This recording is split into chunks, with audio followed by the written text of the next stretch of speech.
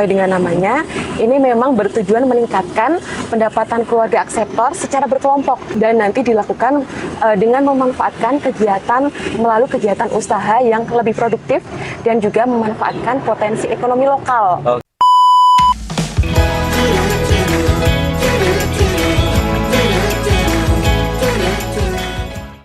Bismillahirrahmanirrahim. Assalamualaikum warahmatullahi wabarakatuh. Halo Sobat Kenari 58, bertemu kembali dengan saya Ewang Sewoko di acara Tanya-Tanya Kenari 58, sebuah obrolan ringan terkait dengan keluarga berencana, mandiri, dan mapan. Di episode kali ini kita akan membahas sesuatu yang menarik terkait dengan pemberdayaan ekonomi keluarga bersama Mbak Laili Hidayah, pengampu program PEK ya. Iya, betul. Assalamualaikum Mbak. Waalaikumsalam. Sehat Mbak? Alhamdulillah sehat dan bahagia pastinya. Selalu ceria ya. Apa resepnya? Yang penting kita selalu bersyukur. Seperti itu. Dan happy ya. Iya. Nah, kita akan berbincang nih terkait dengan program pemberdayaan ekonomi keluarga. Boleh dijelaskan Mbak, sebenarnya program PEK ini seperti apa sih? Ya, jadi program pemberdayaan ekonomi keluarga atau memang biasa kami menyebutnya PEK seperti itu adalah program dari Kemdikbangga atau BKKBN yang bertujuan untuk memperkuat ketahanan keluarga dengan mendukung salah satu dari ke-8 fungsi keluarga, yaitu dari aspek ekonomi seperti itu. Ekonomi. Iya, jadi memang nanti dimulai dari pengelolaan keuangan keluarga hingga kegiatan usaha ekonomi produktif. Jadi agar keluarga itu bisa lebih sejahtera, mandiri, dan pastinya mampu berperan untuk penghapusan kemiskinan. Kemudian juga kaitannya nanti untuk penurunan stunting dan juga pastinya mendukung pelaksanaan program Bangga Kencana. Keren banget ya programnya ini untuk keluarga agar lebih sejahtera secara ekonomi maupun secara sosial ya. Seperti itu. Luar biasa. Lalu bagaimana Mbak implementasinya di masyarakat? Boleh disampaikan ke Sobat Kenari? Iya. Jadi untuk implementasi dari program PEK ini itu dilakukan melalui pembentukan dan juga pembinaan kelompok UPPKA namanya. Iya, pembentukan kelompok UPPKA. Iya, UPPKA. Usaha. Jadi usaha peningkatan pendapatan keluarga akseptor. Akseptor ya. Ya, jadi sesuai dengan namanya, ini memang bertujuan meningkatkan pendapatan keluarga akseptor secara berkelompok. Seperti itu. Dan nanti dilakukan dengan memanfaatkan kegiatan melalui kegiatan usaha yang lebih produktif dan juga memanfaatkan potensi ekonomi lokal. Seperti itu. Dan perlu diketahui juga nih Pak Ewang dan juga sahabat PEK bahwa sebelumnya namanya itu UPPKS. Berubah jadi UPPKA. Iya, UPPKS itu usaha peningkatan pendapatan keluarga sejahtera. Tapi berubah menjadi UPPKA sesuai dengan peraturan BKKBN nomor 17 tahun 2020. Agar lebih berfokus pada pelestarian kesertaan berkati juga. Dan juga memudahkan untuk pemantauan di lapangan.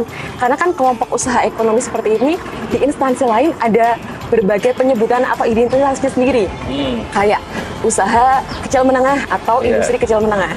Nah, kalau di Kemdikbangga atau BKKBN kita punya UPPKA. UPPKA. Jadi UPPKA sesuai dengan namanya, sasarannya atau yang dikhususkan untuk akseptor saja. Betul, seperti itu. Akseptor itu apa sih Mbak? Boleh ceritakan ke pemirsa? Iya, jadi sesuai dengan tadi ya untuk akseptor ini memang sesuai dengan sasarannya, yaitu meliputi pasangan usia subur, kemudian ayah atau ibu yang menjadi akseptor KB, kemudian juga bisa remaja dalam keluarga, bahkan hingga lansia yang dulu menjadi akseptor KB, atau bahkan nanti anggota keluarga lainnya yang ingin menjadi akseptor KB juga. Jadi pada intinya semua anggota keluarga akseptor itu bisa terlibat sesuai dengan kemampuannya masing-masing. Dan tentunya juga memang ini nanti bertujuan agar semuanya itu bisa terlibat, dan untuk wilayah sasarannya itu kita ada di tingkat desa atau kelurahan dan juga dusun seperti itu. Gabunglah jadi akseptor KB terlebih dahulu, lalu nanti ekonomi keluarganya kita naikkan gitu ya. Iya, betul. Ya, ini program yang keren banget sih saya kira. Kemudian Mbak boleh dijelaskan juga ke pemirsa atau Sobat Kenari 58 dimanapun Anda berada gitu ya. Mungkin ada yang menyimak dari kantor nih Mbak, ada yang dari rumah, kemudian ada yang dari di jalan ya. Pastikan Anda hati-hati ya. Jangan sambil main handphone, nyetirnya fokus, nontonnya nanti sambil di rumah aja kali ya. Mbak, boleh dijelaskan Mbak, usaha-usaha apa saja sih yang bisa bergabung di UPPKA? Iya, pasti ada banyak sekali ya di UPPKA ini. Dan kalau di DIY sendiri yang cukup mendominasi itu jenis usaha kuliner. Usaha kuliner. Ya, salah satunya kuliner itu bisa berupa snack atau makanan ringan, kemudian jajanan pasar, catering, atau produk olahan seperti frozen food. Kemudian bisa juga ada jenis usaha lainnya itu dari pelayanan atau jasa. Biasanya ada yang jasa menjahit, kemudian laundry, percetakan atau bengkel, Kemudian ada juga jenis usaha untuk berupa kerajinan. Biasanya souvenir atau kain-kain batik, dan juga ada terkait dengan nantinya toko atau warung kelontong, dan juga terkait dengan simpan pinjam bagi kelompok itu semacam pengelolaan modal kecil, dan juga nanti ada di bidang pertanian, peternakan, dan juga perikanan. Ada banyak sekali ya. Ada banyak sekali, dari itu pun tidak tertutup kemungkinan usaha-usaha yang lain ya. Iya, betul sekali. Nah, Mbak, kemudian apa sih manfaatnya supaya mereka tertarik dalam UPPK ini? Apa sih manfaatnya yang mereka terima? Iya. Jadi memang banyak sekali ya manfaat ketika nanti keluarga akseptor ini bergabung menjadi anggota dari kelompok UPPKA.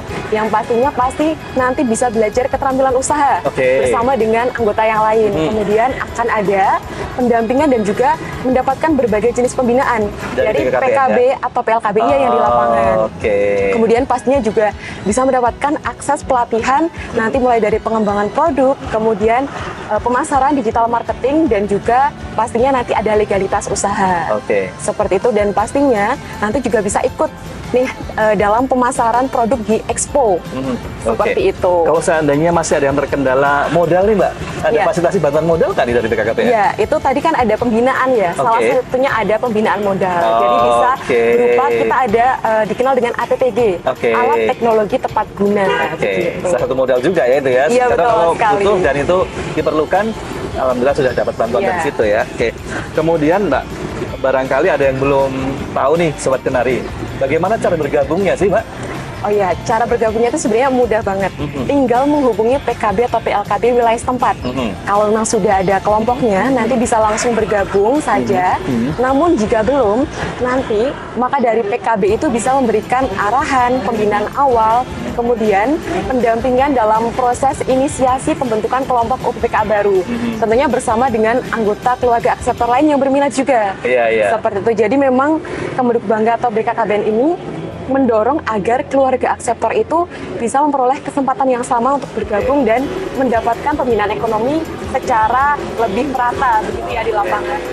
Artinya ini adalah bentuk kelompok, bukan perseorangan, dan artinya kita sejahtera bersama ya kan? Iya, walaupun masing-masing punya usaha sendiri. Betul. Akhirnya nanti kita ada pembinaan di sana, ada pelatihan dan seterusnya, supaya keluarga akseptor ini lebih berdaya, ketahanan lebih bagus ya. Oke, Mbak Hidayah, ternyata kita terbatas ya waktunya di Tanya-Tanya Kenari 58. Boleh disampaikan ke Sobat Kenari, apa sih harapannya, kemudian apa yang diinginkan dari masyarakat supaya ikut program ini? Silahkan. Tentunya dengan semakin banyak UPPKA yang aktif, produktif, dan juga naik kelas melalui pendampingan atau pembinaan yang dilakukan, diharapkan agar UPPKA ini bisa menjadi wadah untuk memperkuat ketahanan ekonomi keluarga akseptor, dan bisa menjadi ruang untuk berkembang, berinovasi, dan menjadi inspirasi bagi keluarga lainnya untuk menuju kemandirian ekonomi dan pastinya mewujudkan keluarga berkualitas di Indonesia. Iya, luar biasa tentunya ya.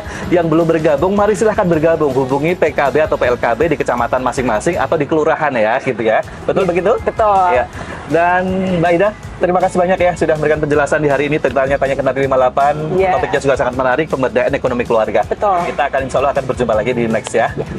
Dan Sobat Kenari 58, pastikan Anda selalu mengikuti acara ini dan Anda follow ataupun komentar di IG kami @kemendukbangga_BKKBN Daerah Istimewa Yogyakarta atau BKKBN DIY gitu ya. Akhirnya saya Wang Soko pamit. Wassalamualaikum warahmatullahi wabarakatuh. Dadah.